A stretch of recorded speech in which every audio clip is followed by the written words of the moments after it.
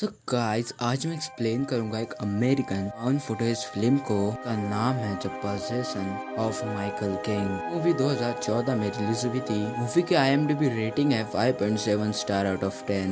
Movie concept भी काफी अच्छा है, सो वीडियो को लास्ट तक वॉच करना है। Let's get start with our video. की स्टार्टिंग होती है डॉक्यूमेंट्री फिल्म में कल माइकल से, जो कि बाहर भगवान, शैतान फिर किसी भी चीज पर विश्वास नहीं करता था। उसकी वाइफ सेमन भगवान पे विश्वास करती थी। समंता यहाँ पर काफी एक सेमन फिर स्पिरिचुअल मीडियम बेवरली के पास में जाया करती थी। यहाँ पर माइकल समंता साथ में यूरोप घूमना चाहता था, लेकिन यहाँ पर समंता की कार एक्सीडेंट में डेड हो जाती है। का रीजन हमको मूवी के एंड में पता चलेगा। यहाँ पर समंता एक एक्ट्रेस बनना चाहती थी और बेवरली ने उसे अमेरिका में ही रहने का सलाह दी थी। समंता की डेट के बाद में माइकल बेवरली से मिलता है और उसे बोलता है कि उस जो भी करती है वो सब एक नाटक है, अब वो ये सब करना बंद कर दे। तो उसका किसी भी स्पिरिचुअल से कोई भी कनेक्शन नहीं है। बेवरली को माइकल की बातें बुरी लग जाती है, वो उससे नाराज हो जाती है। माइकल को वहाँ से जाने के लिए बोल देती है। माइकल समंता की डेथ से बहुत ही ज्यादा परेशान था। वो खुद को समझाने की बहुत कोशिश कर रहा था। माइकल की सिस्टर बेथ भी उसके पास में यहाँ पर ही आकर रहने लगती है, जिससे कि वो उसकी बेटी एली का ख्याल रख सके। और अब माइकल यहाँ पर डिसाइड करता है डॉक्यूमेंट्री बनाएगा। प्रूफ की कोई भी पैरानॉर्मल वर्ड या फिर आफ्टर पर एग्जिस्ट नहीं करती है। कल का ये मानना था कि ये सब इंसान के डर की वजह से होता है, जिसका लोग साइड इफेक्ट लेते हैं, लोग पैसा कमाते भी है। माइकल अपना सेटअप तैयार कर लेता है रास के साथ में और खुद पर रिचुअल करना चाहता था, पर माइकल किसी को भी हार्म नहीं पहुंचाना चाहता था। वो खुद को ही एज अ सब्जेक्ट यूज करने का डिसाइड कर देता है। माइकल इंटरनेट पर एक एड भी डाल देता है जहाँ पर लोग अपने साथ हुए पैरानॉर्मल इंसिडेंट शेयर कर सकते थे। माइकल के एड का इंटेंशन पर था कि वो किसी भी तरह के गॉड या फिर डीमन की एग्जिस्टेंस को फेक प्रूफ कर सके। माइकल के साथ में जॉर्डन नाम का एक आदमी आता है, जो कि उसकी हेल्प करता था और माइकल रिकॉर्ड करता रहता था। माइकल का यहाँ पर ये मानना था कि दुनिया में किसी भी तरह की पैरानॉर्मल या फिर कोई और चीज नहीं करती, वो इस चीज को प्रूफ कर सकता है। माइकल ये भी सोचता है कि अगर इस साथ में कुछ होता है तो वो पहला ऐसा इंसान होगा जिसके पास में प्रूफ होगा कि सुपर नेचुरल पावर भी एग्जिस्ट करती है। माइकल के दिए हुए एड्स पर बहुत सारे रिस्पॉन्सेस आते हैं। माइकल अब उस रिस्पॉन्सेस में से सभी पहले एक स्पिरिचुअल पर्सन गिवन से मिलता है। इवन ये बताता है कि वो फादर ने उसको सेक्सुअली अब्यूज किया था। ये बोलता है कि उसने अपने डर से बचने के लिए सडन से हेल्प मांगी थी। इसके तुरंत बाद ही उसके फादर की हार्ट अटैक से मौत हो गई। आने पर माइकल इंटरनेट से कुछ चीजों को मंगवाता है ताकि वो ह्यूमन से कांटेक्ट कर सके। माइकल एक रिचुअल सेटअप करता है, पैक्ट एंडर का सर्कल बना देता है, ह्यूमन को समन करने लगता है। लेकिन अनफॉर्चुनेटली माइकल के रिचुअल करने से कुछ भी नहीं होता, वहाँ पर कोई भी डीमन नहीं आता। माइकल एक सेल्फ लोग क्रेम कपल के पास जाता है कि खुद को डीमन रजिस्ट कह रहे थे। ये नाम होते हैं ऑगस्ट, इन और मार्शा। बात करने के बाद माइकल साथ में भी रिचुअल करने की मान जाता है। अगले सीन में वो माइकल एसजी देते हैं और वो क्रॉस पर लिटा देते हैं। उसकी आंखें बंद करके उसको बांध देते हैं। लोग थोड़े स्पेल्स भी करने लगते हैं, लेकिन इस बार भी कुछ भी नहीं होता। अब यहाँ पर माइकल बेहोश हो जाता है। कपल उन्हीं के सामने इंटीमेट होने लगते हैं। कुछ दिन के बाद में माइकल ये पता लगता है कि वो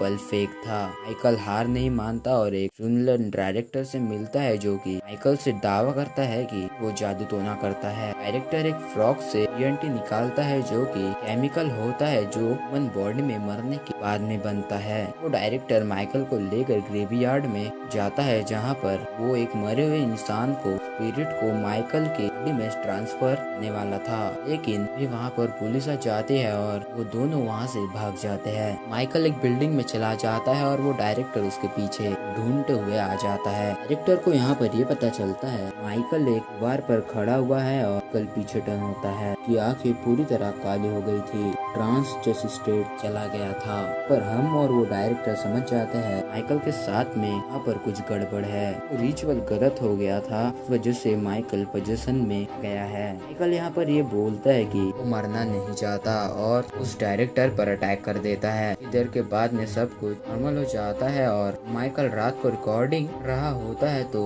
ये बताता है कि अपने सर के अंदर एक भारी महसूस हो रहा है। वो एक आवाज बार बार नहीं देती है। वो ये भी बताता है कि मैं थोड़ी देर पहले अपनी वाइफ को देखा, पर हम ये देख पाते हैं कि माइकल के बिहेवियर में अब चेंज जाने लगा था। वो अचानक से ही जोर जोर से लाने लगता है। माइकल के आंखों का कलर भी काला हो जाता है। मीन्स की डीमन पर हावी होने लगा था। माइकल एक साइकोलॉजिस्ट पास में जाता है जिससे वो पता कर सके कि आवाज उसके सर में गूंज रही है आखिर उसकी वजह है क्या। साइकोलॉजिक से हिप्नोथेरेपी करती है लेकिन कुछ ही टाइम के बाद मिशन लाइट जाने की वजह से रुक जाता है। माइकल ये बताता है कि उसको अभी भी वो आवाज सुनाई दे रही है। जैसे ही वो आवाज बारे में बताने वाला था, सडनली वो जोर जोर से बुलाता है और जमीन पर गिर जाता है। सीन शिफ्ट होता है और कैमरामैन जॉर्डन मैंटल को ये बताता है कि किसी भी इंसान के वोकल कॉर्ड से ऐसी आवाज नहीं निकलती जैसे कि माइकल ने सेशन के टाइम निकाली थी। उनको जॉर्डन की बात अजीब लगती है और वो उस पर विश्वास नहीं करता।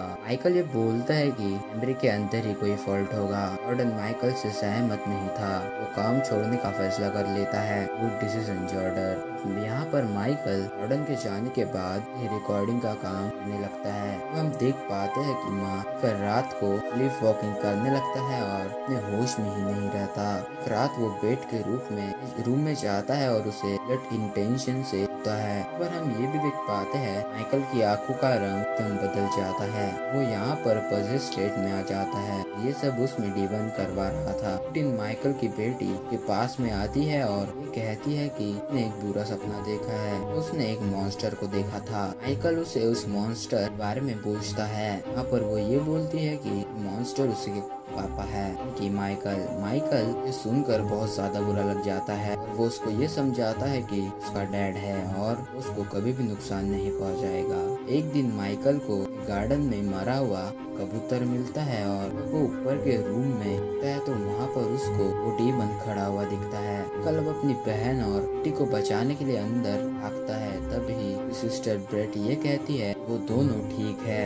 माइकल के सर के अंदर आवाज सुनाई उसको दे रही थी। फिजिकली के लिए बेस्ट होने लगी थी क्योंकि उसको ऐसा लगता था कि सामने कोई रियल पर्सन बोल रहा हो। माइकल को फील होता है कि साथ कुछ बहुत ही खतरनाक हो गया है। माइकल उस आवाज से ये कहता है कि उसको अकेला छोड़ दे। माइकल उस अनजान आवाज से ये भी पूछता है कि तुम चले जाओगे कि मैं अगर मान लूं कि तुम एग्जिस्ट करते हो। तभी आवाज सुनाई देती है कि तेजी से बोलती है नहीं। अब माइकल की इमेज टीवी पे एयर होती है जो कि को हॉन्ट करती है। हम उस इमेज को देखकर समझ गए होते स्क्रीन के अंदर कोई और ही एंटर हुआ है, यानी कि वो एक डीमन है। माइकल हेल्प मांगने के लिए गेबन्स के पास में जाता है। यहाँ पर उसको ये पता चलता है गेबन की डेथ हो चुकी है। माइकल उसको वहाँ पर एक फादर ये कहता है कि उसको एक्सोर्सिज्म चाहिए। फादर ये कहते हैं कि चर्च सब काम नहीं करता। वो उसकी हेल्प करने से मना कर देते हैं। बुद्धू तो वेटिकन जाना चाहिए था ना। माइकल अब उस डायरेक्टर के पास में जाता है कि ये बोलता है कि सारी माइकल की गलती है। यहाँ पर माइकल एक कपल के पास में भी जाता है और वो भी मदद करने से इनकार कर देते हैं। माइकल अपने आप पर कंट्रोल खोने लगता है और वो एक रात नाइफ लेकर अपने बेटी की एली के रूम में चला जाता है। यहाँ पर माइकल अपने होश में नहीं था और जिस हो चुका था।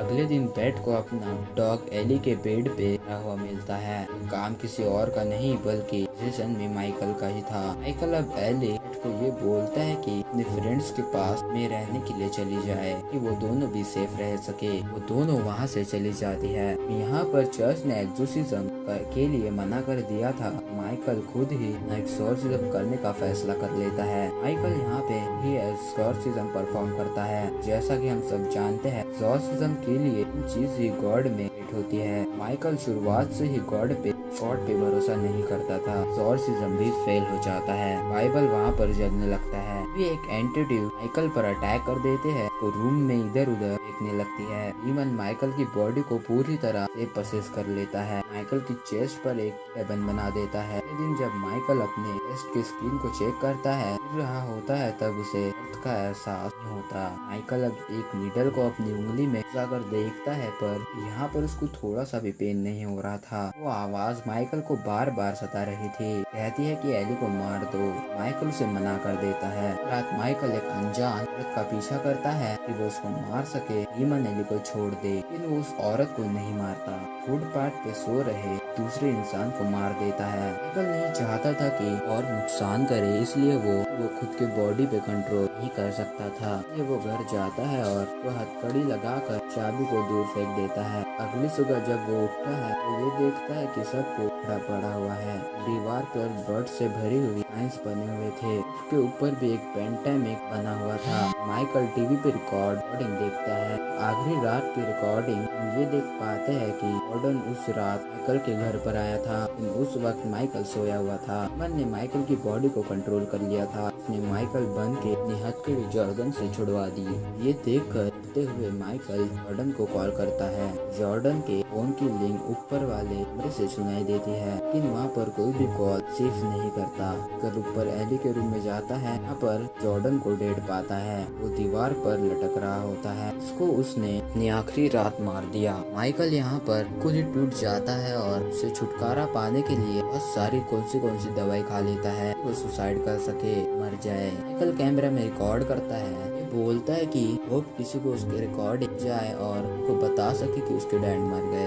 माइकल एली से कितना प्यार करते थे, लेकिन यहाँ पर डीमन माइकल को वॉमिट करवाता है। इसकी वजह से सारी दवाई बाहर निकल जाती है। डीमन ये बोलता है कि माइकल को एली को मारना ही पड़ेगा। माइकल ऐसा करने से इनकार कर लेता है। डीमन यहाँ बार एली को मारने की माइकल को फोर्स करवाता है। अगले सीन में माइकल चेयर पे बैठा होता है, जहाँ के सर से आने वाली आवाज उससे ये कहती है अब हम दोनों साथ हैं। अगले सुबह डैडी को लेकर घर आ जाती है। अब ही माइकल उसका गला पकड़कर हवा में लटका देता है कि उसके गर्दन की हड्डी टूट जाती है और कि वहीं पर डेथ हो जाती है। और अब माइकल खुद पर थोड़े से सेकंड्स के लिए अपने बॉडी पर कंट्रोल कर लेता है। पुलिस ये कहता है कि वो यहाँ से भाग जाए। ये अब रूम में जाकर छुप जाती है, जहाँ पर माइकल उसको ढूंढने के लिए ऊपर जाता है। पर हम देख पाते हैं कि माइकल को डीमन पूरी तरीके से पजेस कर चुका है। माइकल के अंदर का डैडी डीमन अली को ढूंढ लेता है और तभी टेबल पर रखा हुआ मैंथा का कॉइन नहीं लगता है कि मरने से पहले मैंथा के हाथ में ही था। कॉइन से समंथा की स्पिरिट अटैच हो गई थी। यहाँ पर समंथा ये है वो एक ब्राइट सन की डेड पर माइकल और एली के साथ में गई थी। वहाँ पर कार पार्किंग का जो मीटर था उसका टाइम एक्सपायर हो गया था। के अंदर एक कॉइन डालना पड़ता था। यहाँ पर माइकल ने अपने वाइफ को कॉइन दिया अंदर डालने के लिए।